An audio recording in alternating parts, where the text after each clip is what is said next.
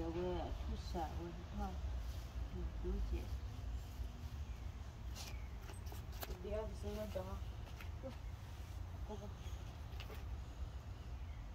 Lần đó nó làm bia ta cô này, đó phố nó làm bia, nó yên là hin à?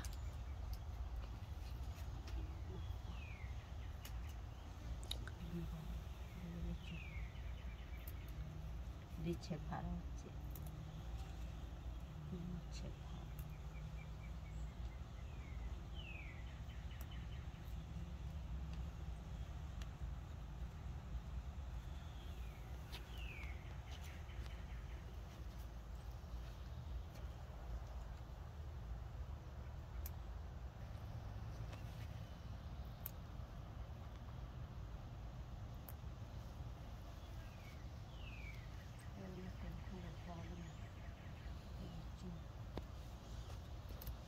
Bé chỉ đỏ mà bé chỉ đỏ phải phá nữa mà.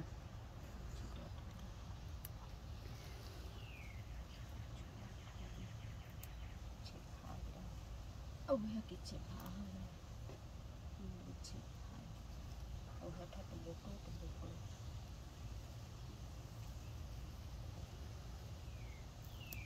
Đi ra với chép phá gì đó.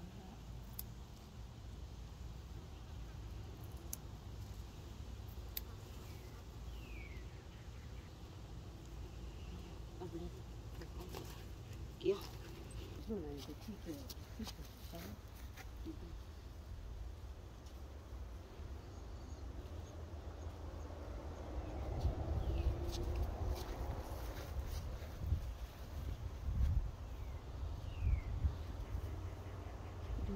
Italy quá.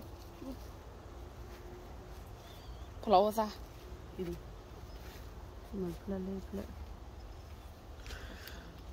Đi ra lại tập rồi.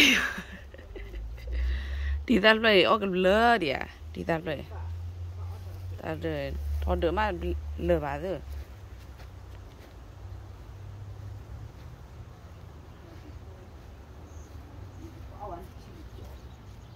Nè, phố chi đỏ, ta ủa là con lên đoạn bài.